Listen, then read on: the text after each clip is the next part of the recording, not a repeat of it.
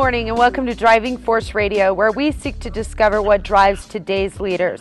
On today's show, my co-host is Kelly De La Torre from ALG Attorneys.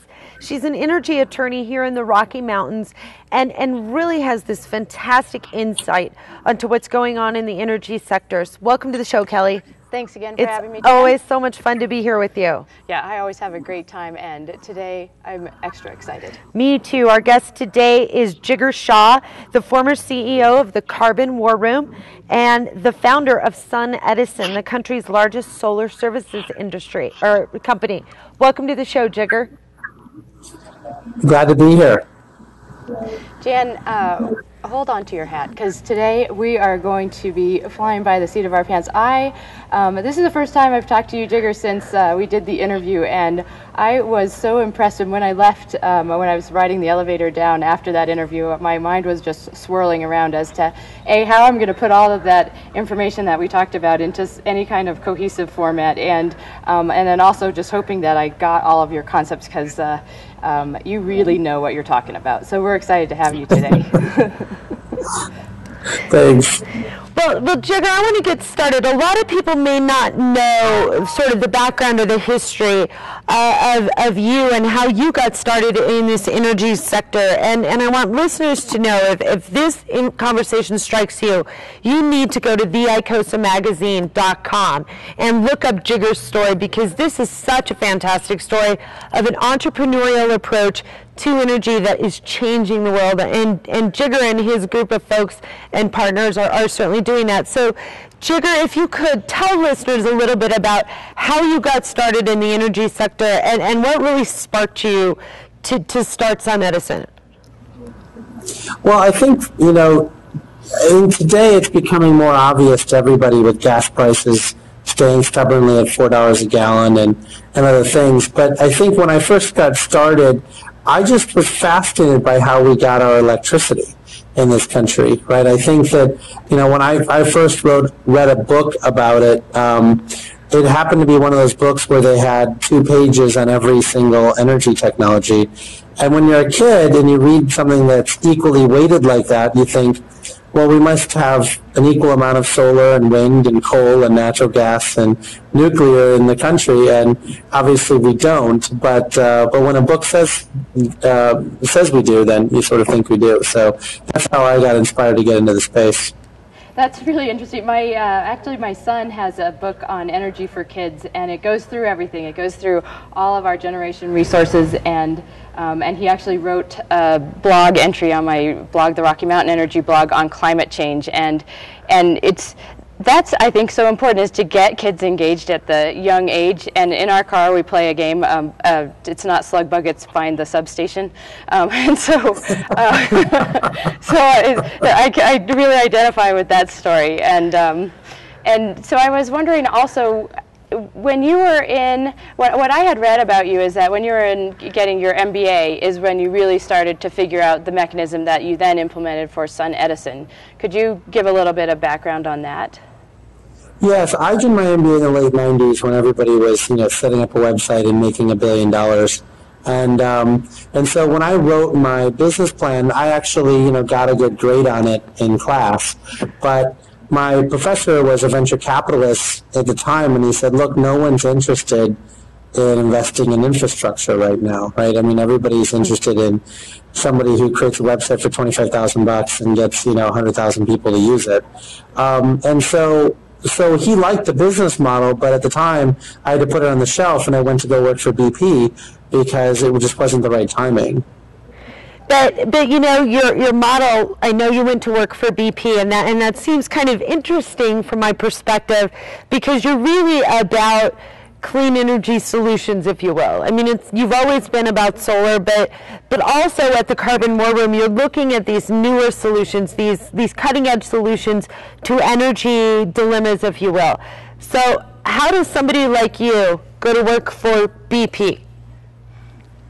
Well, for me, the thing is that I'm genuinely coming at this problem as a problem solver, as opposed to somebody who's religiously fervent around, coal is bad and solar is good. I just look at this from an engineering perspective.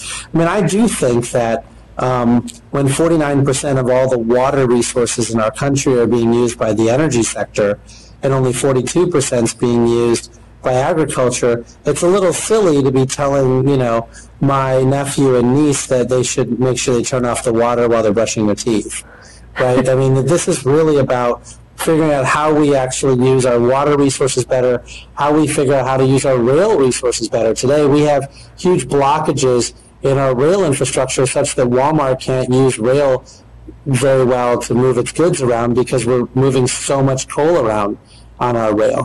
Right? And so to me, this is about solving problems, not about getting too overly religious about it.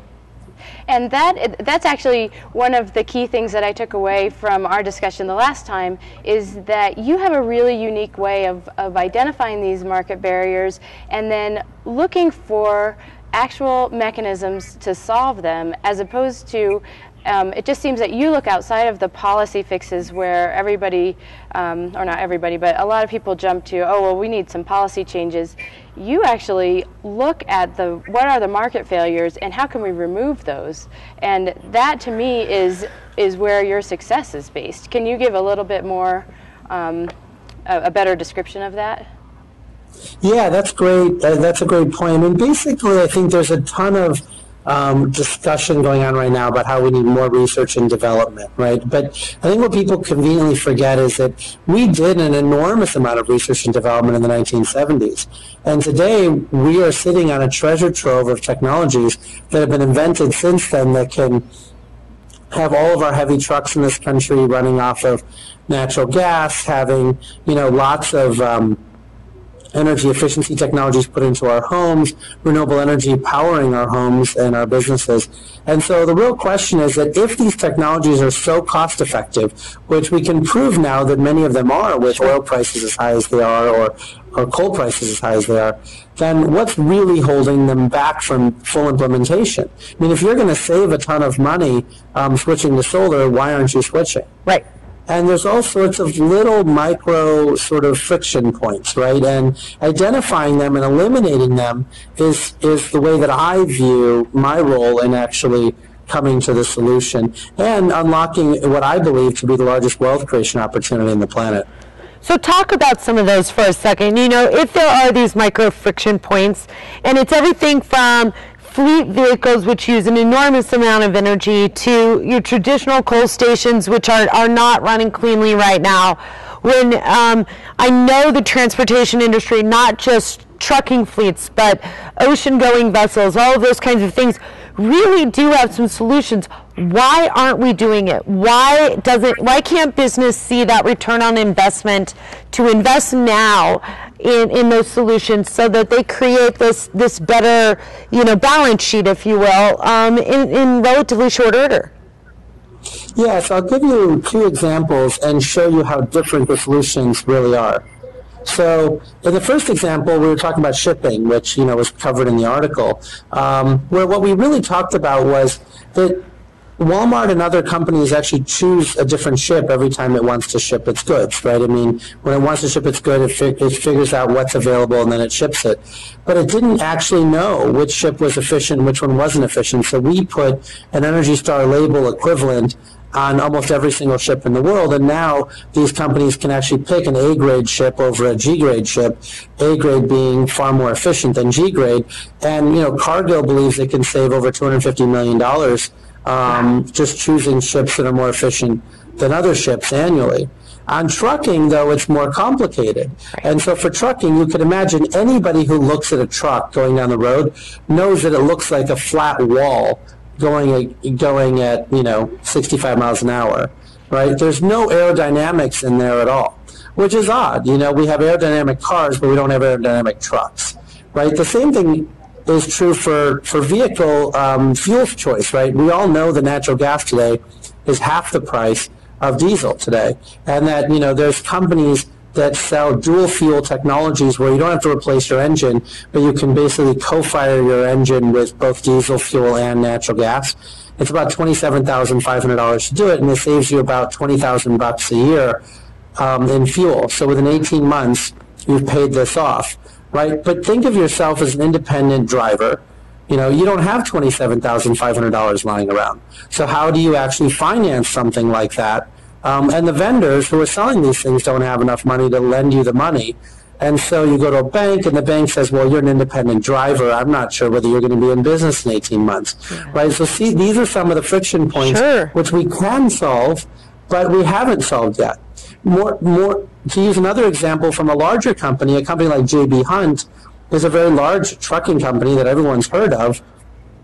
For them, they're saying, look, we've gone to our local leasing company that leases the trucks to us, and they don't view the $27,500 investment as a value-creating investment for the truck.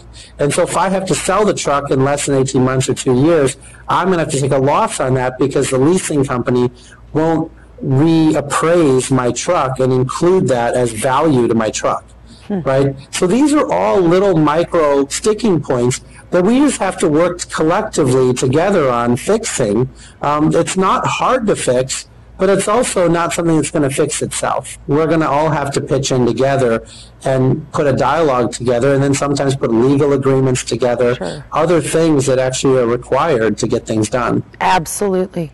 And that is, so the next step then, once you identify all of these micro friction points, is to actually bring the correct parties together. And so for the shipping industry, was it that you brought the Walmarts together with the shipping companies and actually had all that information out amongst those people so that you could actually define the mechanisms? Or what's the next step? So you define the micro friction areas, and then the next step is? Well, there's a couple of next steps on transoceanic shipping. So one is that we had to bring in law firms and accounting firms to actually help us write new shipping contracts. Most shipping charter agreements are 100 years old, right? I mean, like the law of the sea is 100 years old.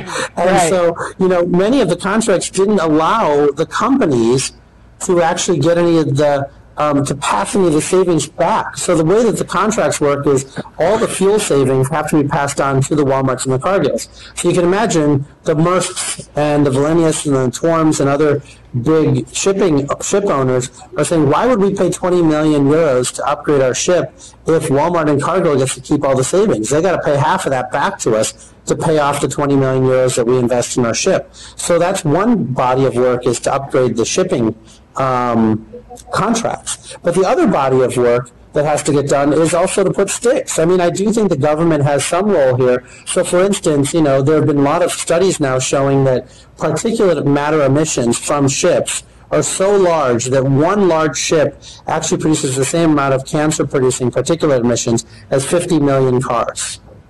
One large ship, right? That's unbelievable.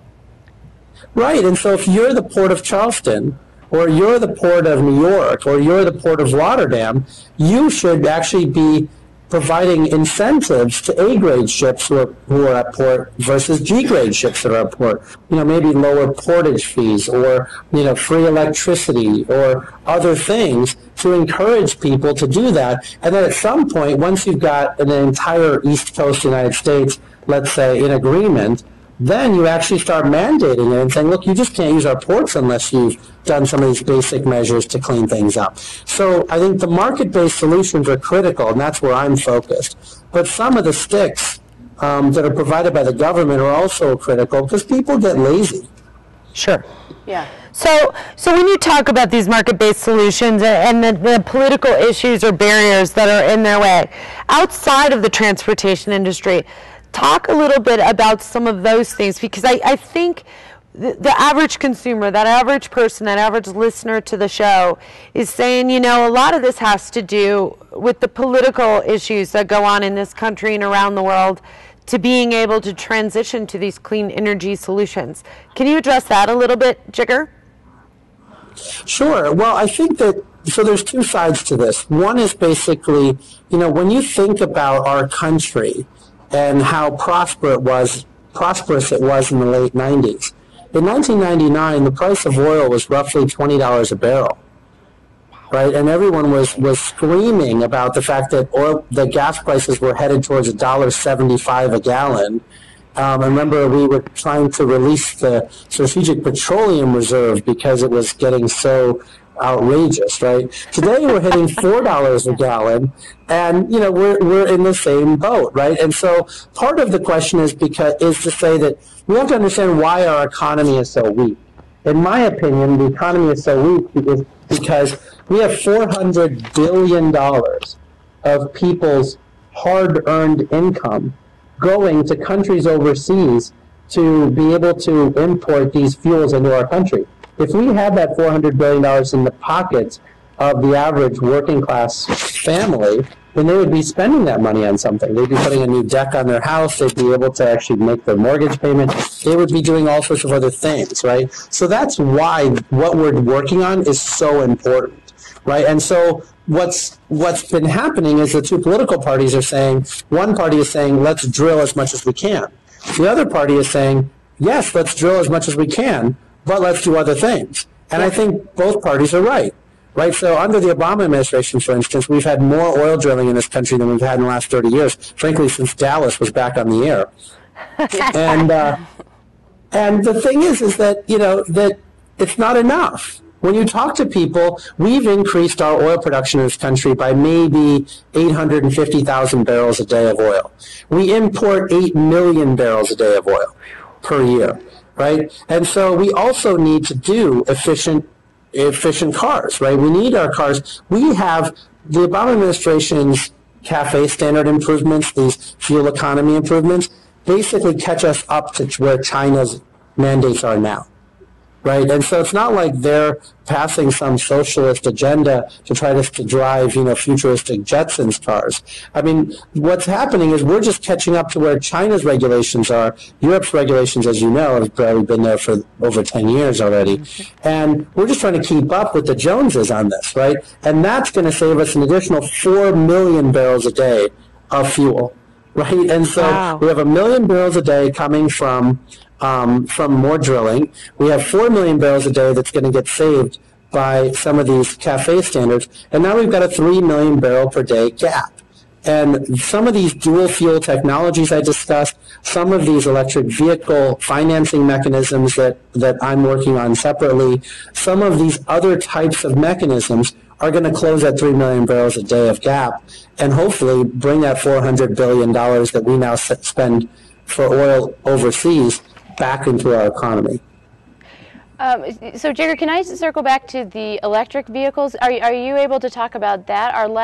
One of our recent shows was on electric vehicles, and we talked about the savings in the oil imports from that and the potential for that. But then it brings in so many other issues, and like that you've already touched on, like the archaic systems that we have in place that the utilities have been using the same models for since they built the grid out to begin with. So can you just tell us a little bit about your perspectives on the new vehicle transportation systems and how they fit with our existing mechanisms? Sure. So just to answer the question in two parts, one part is the technology. So with the technology today, Smith Electric Vehicles and other people make delivery trucks for UPS, FedEx, Staples, etc.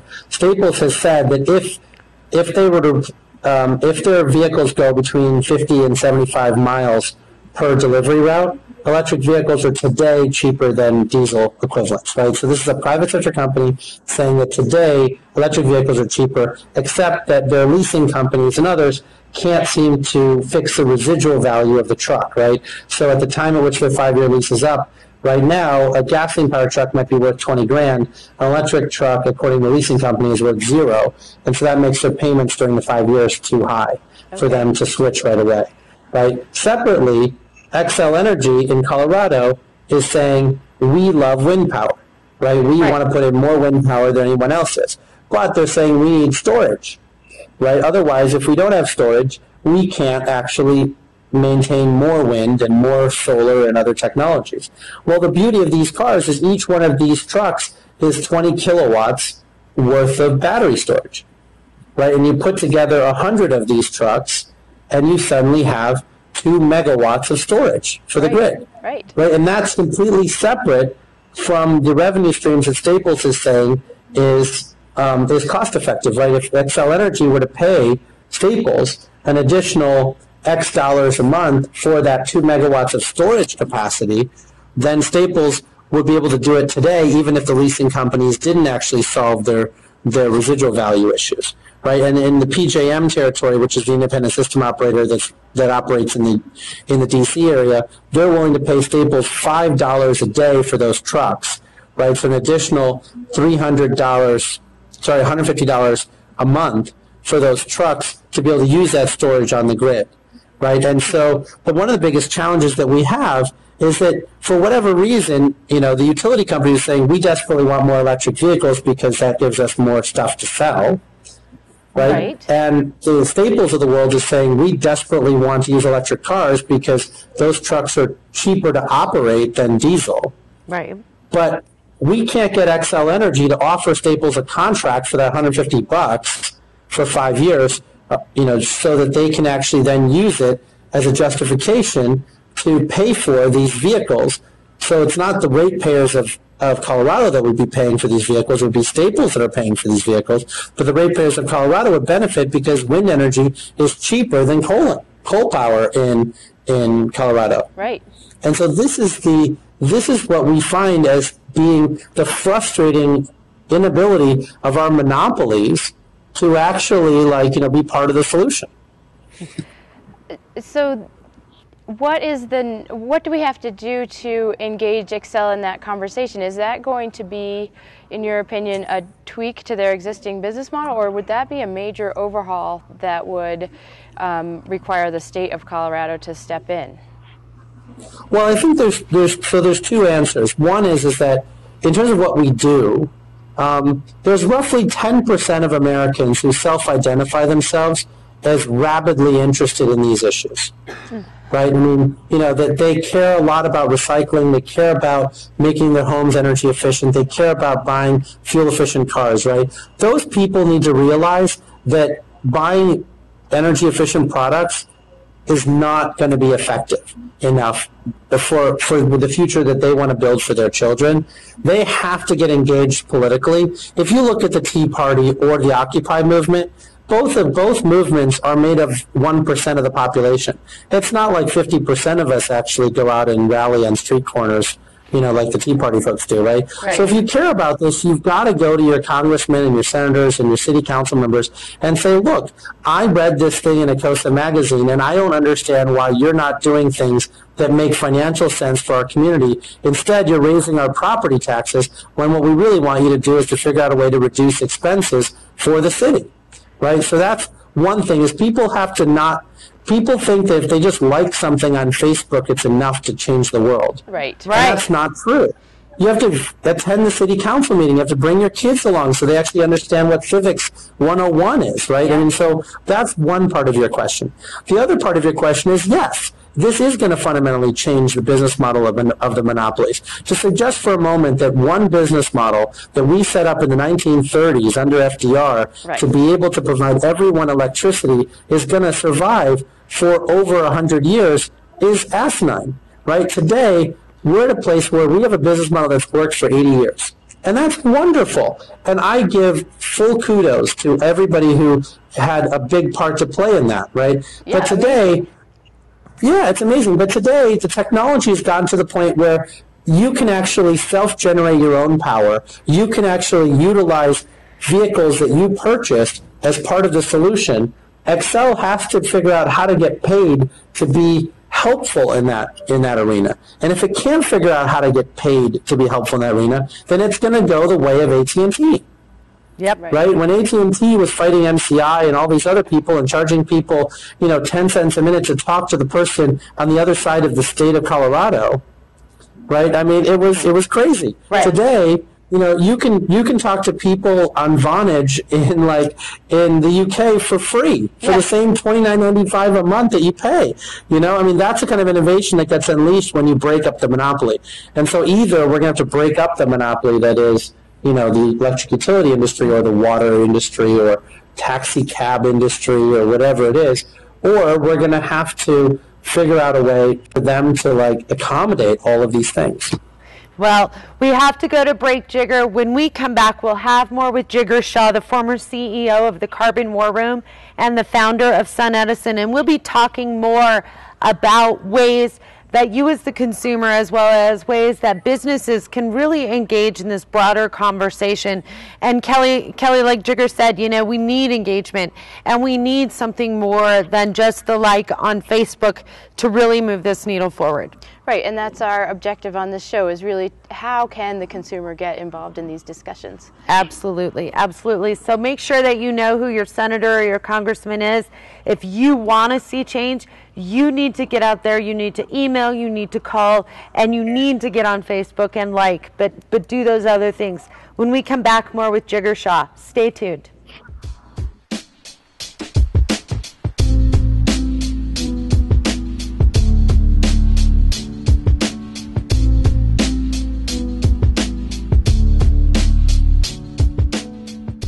Welcome back to Driving Force Radio, where we seek to discover what drives today's leaders. Today on the show, my co-host is Kelly De La Torre, and Kelly, we're having this fantastic conversation with Jigar Shah, the former CEO of the Carbon War Room and the founder of SunEdison, and it's really this conversation around business. But we're going to go into this more micro level about how consumers and smaller businesses can engage in these bigger, broader conversations that seem almost insurmountable, if you will, in today's current environment. Yeah, every time we have this show, I think about how many pieces have to come together, and we always talk about that. There are all of the energy landscape are all these pieces that sort of work together to get us what we need and to maintain our lifestyles. And one important piece of that is the consumer. And so, Jigar, we want to welcome you back to the show, and thanks again for being here. And we'd like to talk to you a little bit about, we know that consumers are listening, and we know we've talked about these monopolies and these sort of old business models. Are there ways that the consumer could engage with either their local leaders or even the state leaders and say, look, we really want to open the door to the conversation about how can we make these changes that can save us money, we can live better in the process. And I think what you say, we can all do well by doing good. Is that what you say? That's right. No, that's right. Well, I think that there's a couple of things, right? Consumers, the first thing they can do is that, folks like Xcel Energy in Colorado and others have rebate programs and incentive programs to get involved to actually, green folks' houses. And so part of that is just putting that on the honey-do list and actually just making sure you get all of the forms filled out and you actually get involved and get on the program, right? So that's the first thing. I think the second thing is making sure that those around you get on the program as well. So for instance, it's amazing to me how many teachers and parents complain about school budgets, but they haven't done the most basic things to make their schools more energy efficient when they've done it in their own homes. And, my response is, why aren't you, forcing the schools to be more energy efficient as well at the same time?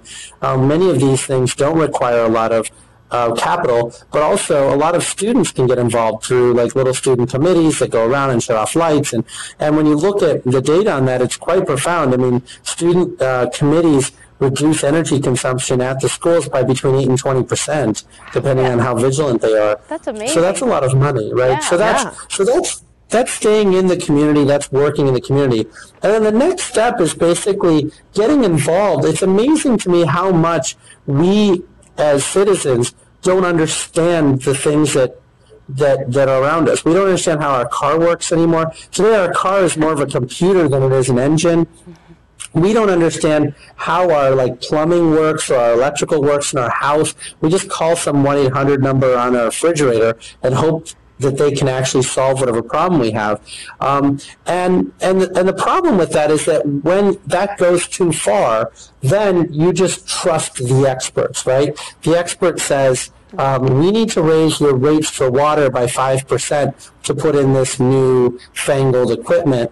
And no one questions them. No one says, yeah, but isn't there 50% of all the treated water in Denver and Washington, D.C. and other places is wasted? And it's wasted. Literally, there's so many leaks in the pipes that it goes into the groundwater. So it's not gone forever. It goes back into the groundwater, but we spend all this money on chemicals and energy and other things to treat that water, only to have it wasted by going down back into the groundwater. And then when we pull it back up, we have to treat it again. Yeah. right? There are companies like Ecologics who basically in New Orleans and other places has figured out how to use oil and gas technology to find where the leaks are using audio signals. Oh, interesting. And so they don't, so right now, most of the water utilities around the country, 2/3 of the time that they actually dig up the street to look for the leak, they dug in the wrong spot. Oh, shoot.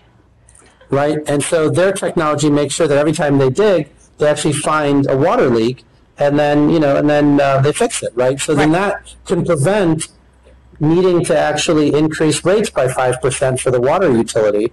Instead, you can actually just, not have dig dry holes, 2 out of every 3 times. And then when you dig a dry hole, you then have to spend all the money repairing the road and all those things, which they don't do very well. So then they put a metal plate over it, and you just have to ride over it every day. Right. That's so true. True. So that raises another question that I had for you is, there are all of these technologies, like you mentioned, the company in Louisiana, and there are other companies that have technologies that could either be used on a consistent basis to cut like the demand load for a business, and then also be used in emergencies. So what do those companies, so they're looking at it, if they've identified their market opportunity and they've identified sort of where they want to go with it, what's their next step? Because it's a little bit daunting to them to look and say, okay, so do I make contact with my local officials and try to sell them on it? Do I go to private industry? What do you think their next steps are? Yeah, and so, I've been on both sides of this, and so, as a company, you have to do what drives your business forward that week, that month, right? You can't be thinking 10 years down the road, because if you do, then you might go out of business before the 10 years actually comes there, right?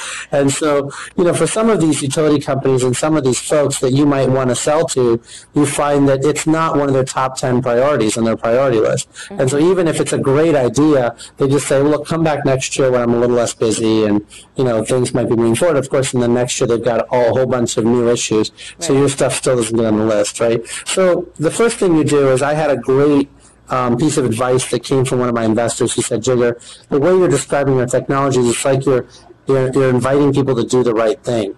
It's like you're selling vitamin pills. You have to understand that people take pain medication. People don't take vitamins, right? So find people who are in extraordinary amounts of pain, where the water leakage is becoming such a big problem that everyone's worried about it, and then come in and solve their problem, as opposed to trying to convince them that this is in the best interest of everything and all these things, right? Yeah, and so that's the first thing is, as an entrepreneur, you've got to find people who are in lots and lots of pain, and where your solution actually helps solve their problems, and they're willing to pay you to solve their problems.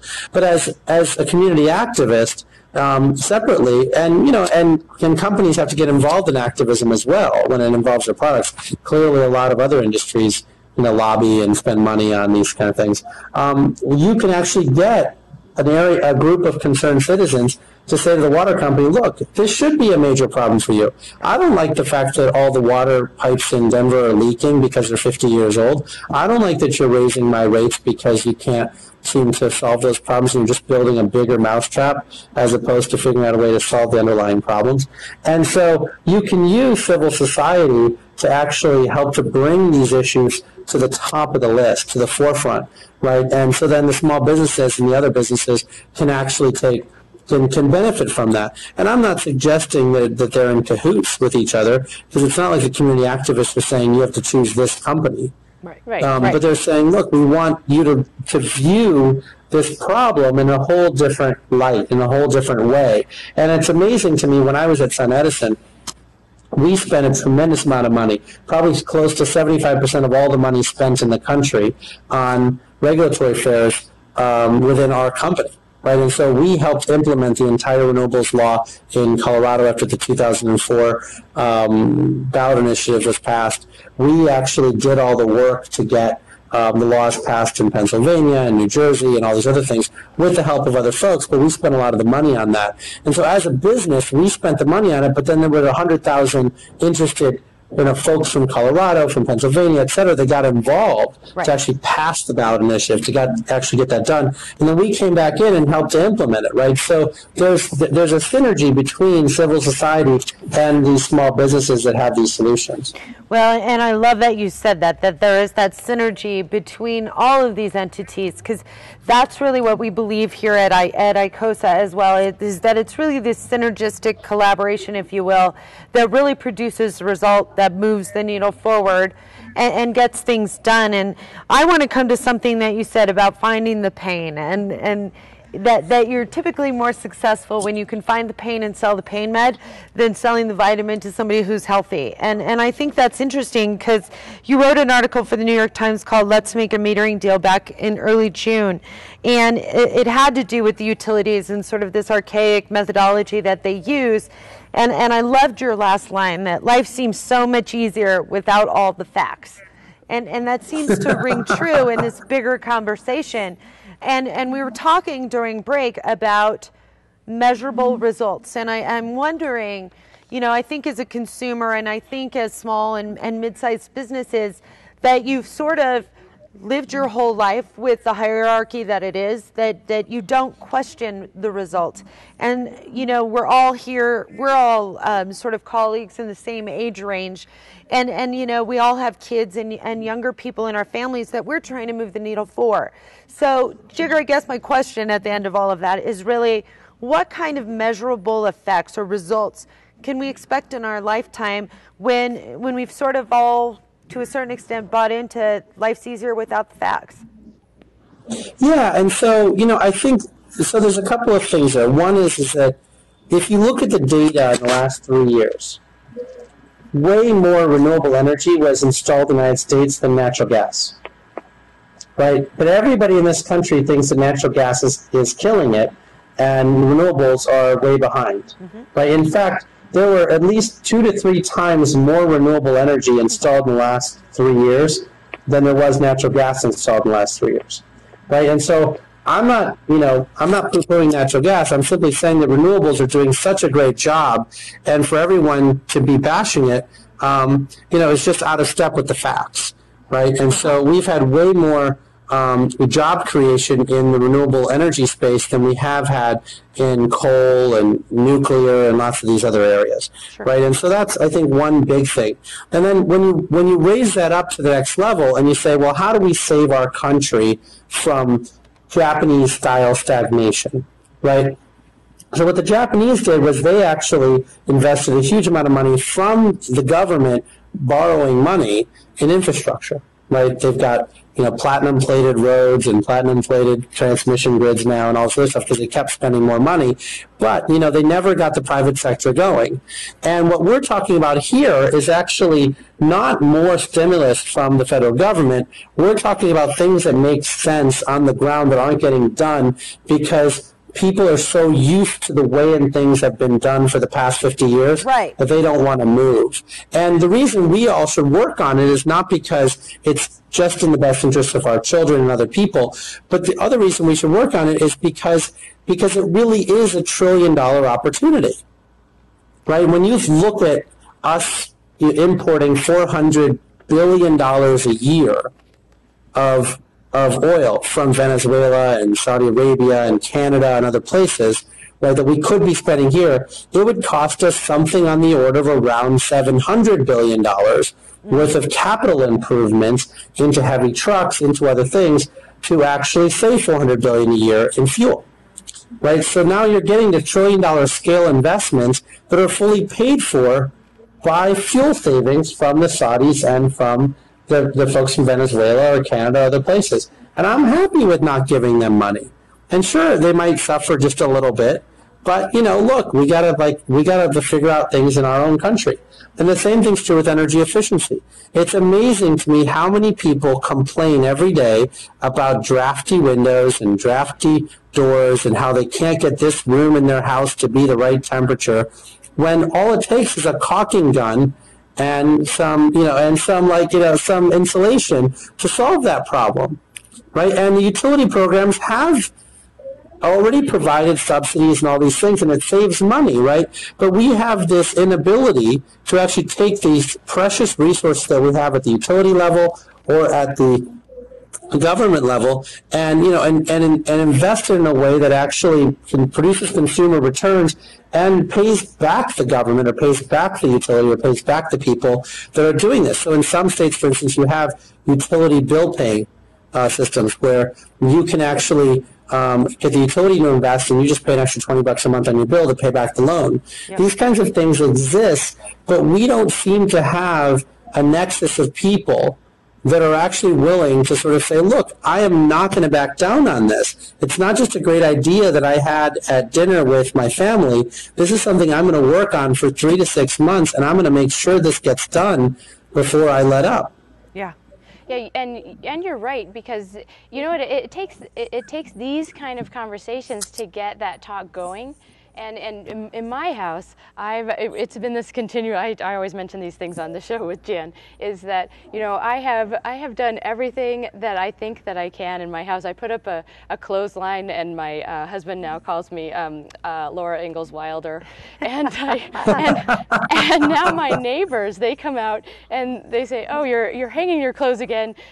You have made us think about our energy use. And now my neighbor was in her house sweating the other day, and she finally came out. She's like, I heard your air conditioner going. I'm like, well, I'm not crazy. I'm going to turn on my air conditioner when I need it. But it really, it just shows that those conversations really make these issues come to light. And I've had in-depth conversations with my neighbors about reading your utility bill and really looking at your utility bill when it comes in and saying, okay, here's where my utility bill was last month. Here's where it is now. Here's where I've made changes, and really figuring that out. And it's not that much effort.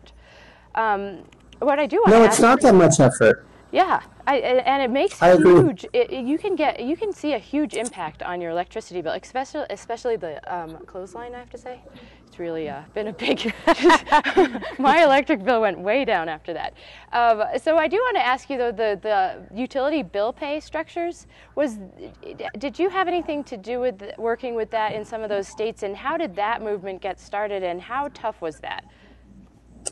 Well, it's not done. It's very tough, and I've had a tangential role in that, but there's other ones that I've got a bigger role in, like the property assessed clean energy bond structure, where you can, opt into paying slightly higher property taxes in exchange for getting this money to upgrade your house, and then and you pay it back through increased property taxes, so it's like a loan.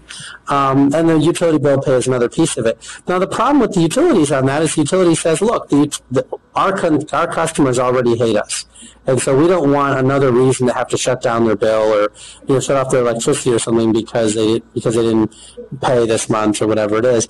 And I get their concerns, but the challenge we have is that Emery Lovins, who's based in Colorado, who runs the Rocky Mountain Institute, wrote this work in 1975, and I have to say that with all due respect to Emery, I don't think we've had any success whatsoever since 1975 on retrofitting buildings. We've had a lot of success on building codes for new buildings and that kind of thing. But when you think about retrofitting old buildings, I don't think we've had any success. And so now one of the things that we're trying to figure out is how do we actually move this along faster?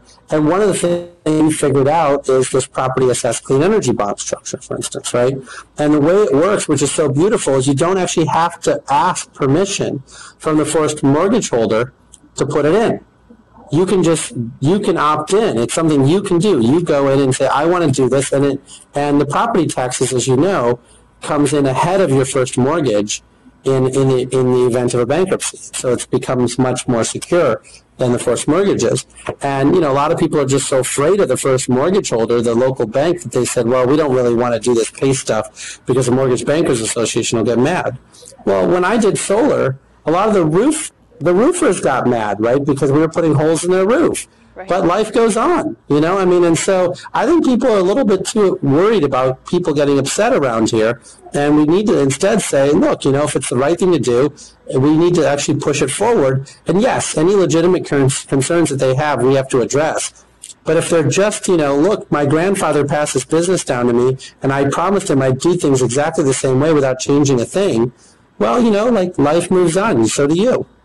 Right. Well, so then for the property, it's the PACE program that you're talking about, right? Right. So is that something that anybody anywhere can access, or will there need to be sort of local or state level changes in some places to make that work? Yeah, so under the existing law, everyone should be able to move forward with it. It basically looks like tax increment financing, which is being done in every place around the world. Okay. But there's a lot of folks who feel discomfort with just moving forward with it, so they like to have the state legislature or the city council, pass sort of an ordinance or a law that says, yes, we've acknowledged that this is something that's very typical and standard, like tax increment financing, and so therefore it's okay. And so there's about 20 states in the country that have already passed something like that. Okay. And so we need to continue to make that stronger across the country. But, that's going to take success stories. And right now we have our first $650 million getting deployed in Sacramento, Atlanta, and Miami. Okay. And so I think once that happens and, the cities start getting sales tax income and a lot of folks who are laid off from the construction industry start getting jobs to do this work, I think you're going to see a very quick acceleration across cities around this country. See, that just shows some of the frustration, because what you just said is it's a way to increase the tax revenues to whatever municipality that's implementing that. And so why on earth are we not doing that? If it's been shown that the mechanism is in place, you can obtain the financing, you can use the mechanism to do that payback through your taxes, why aren't we moving forward faster? Well, I think that, there's a couple of big macro things that occurred, right? Basically, a lot of the new stuff was sort of in the early 1980s, and then it stopped. Things like, funding Ted Turner to do CNN, funding Craig McCaw to do Cellular One, and some of those things. All that happened in the early 80s. And then, for whatever reason, we all as a country got lazy. Right, we basically said if we set up a website and get a bunch of people to buy cookies off our website, then we're going to make a ton of money. Right? And we forgot about infrastructure. We forgot about how do you actually fix bridges and roads? How do you actually keep up with electricity? The reason electricity prices are going up so fast right now is because most of our electricity infrastructure is 55 years old, because they didn't do anything in the 90s on electricity. They literally just let most of the infrastructure rot in the 90s, and now all the chickens are coming home to roost, and we've got to actually make up for lost time. Sure. Right? And so, for whatever reason, we just stopped working on infrastructure in the 90s and even in the last decade. And so now we've got to actually make up for lost time. Right? And a lot of the folks who were doing that work back 55 years ago have retired. Right. They're no longer working in civil service. And so now when you go to your city manager or your city administrator, they're saying, look, I haven't done anything like that in 30 years. Sure. Right? And so I don't know what I'm doing. Our bankers don't know what they're doing. Our law firms don't know what they're doing, because the law firms are all saying, sure, if you issue a municipal bond, then we can do the bond paperwork. But the city's saying, look, we can't afford to issue more municipal bonds because otherwise our credit rating is going to go down. So what we're talking about here is doing project-level bonds where things pay for themselves. So you get paid back through the savings. And that's just confusing for people. Yeah. It's not that people are too dumb to figure it out. It's just that they haven't thought about it in 30 years. Yeah, sure. And so now we've got to create a movement of people saying, look, we are now going to become a community of doers instead of a community of thinkers. And thinkers are great, and I love thinkers, and think tanks are great, and nice articles are great. But at some point, you need people to roll up their sleeves and actually say, I am going to get this done. And I don't actually know exactly how I'm going to get it done. But I know my forefathers got it done. I know that we can get it done, and I'm going to keep working on it, and we're going to keep iterating until we get it done. And that's largely what the solar industry has done globally, which is why $93 billion last year went into solar globally, and less than $93 billion went into new coal last year. So solar actually surpassed new coal in terms of new investments last year, and no one knows that, right? This goes back to the facts issue, right? And so that's where we are. So now I'd love to get all those change makers in the solar industry to apply their brains to energy efficiency and vehicle efficiency and water efficiency and all these other things. And that's a lot of what I'm working on today. So, obviously we love the doers too, and not just the thinkers. So much thinking has been done, and it really is time to get off our backsides and get out there and do and move the needle. Quickly, Jigar, I know you're still on the board at the Carbon War Room, and I know you're out working on several things. Quickly, what's next on your agenda? What's the big new thing coming up? Well, I think there's a couple of big new things. So there is a lot of technology in the United States that can be used in other parts of the world to actually reduce the reliance on diesel fuel. Right, so today people are paying 65 U.S. cents per kilowatt hour, not only in the U.S., because a lot of frackers, for instance, use diesel to power their fracking equipment. Sure, yeah. So they're paying 65 cents a kilowatt hour. But there are a lot of people in Kenya, Uganda, and other places. I was talking to Diageo, which is one of the largest beverage companies on the planet, right? Captain Morgan's rum, etc. And they're using heavy fuel oil to run their refineries in Tanzania, Uganda, and in Tanzania and Kenya. And so there's a lot of U.S. technology that can be exported there, and people can make a lot of money doing that. And just to put that in perspective, it's 650,000 megawatts of diesel engines that run. Right, so it's roughly a $3 trillion investment opportunity to actually offset that, and it pays for itself, right? And so that's one area. And another area we're working in is in deforestation and rangelands. And so there's a lot of profitable opportunities there too. So I'm very excited about the future and very excited about how much wealth can be created by solving these problems. Absolutely. And Jigar, we're excited here at ICOSA, and we're so honored to be able to collaborate with you. Thank you so much for being with us here on Driving Force Radio today. And Kelly De La Torre, thank you so much for being my co-host and partner on the show.